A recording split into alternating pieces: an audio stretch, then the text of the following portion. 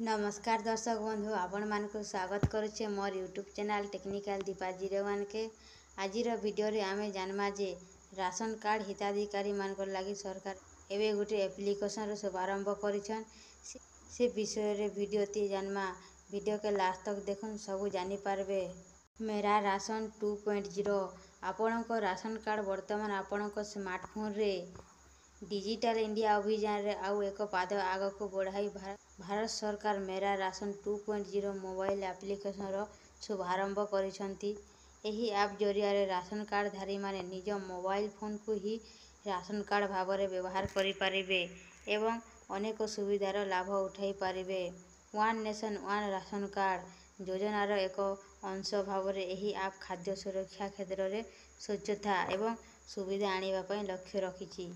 यह द्वारा ration card धारी माने देशर जेकोसी स्थान सरकारी बंटन व्यवस्था पीडीएस माध्यम रे निजर प्राप्य खाद्य शस्य पाई परिबे। मेरा राशन 2.0 ऐप रो मुख्य सुविधा गुडिक डिजिटल राशन कार्ड आपण एही ऐप माध्यम रे निजर डिजिटल राशन कार्ड डाउनलोड करि परिबे। यह द्वारा कार्ड हजि जिबार भय रहिबो नाही। निकटस्थ राशन दुकान रो सूचना आपण निज अंचल रे थिबा सरकारी राशन दुकान गुडिकर तालिका और सेठा को जिबार रास्ता एही ऐप जरिया रे पाई परिबे।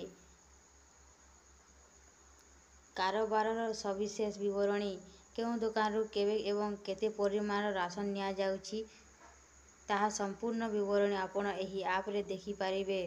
यह द्वारा बंटन व्यवस्था रे स्वच्छता आसीबो।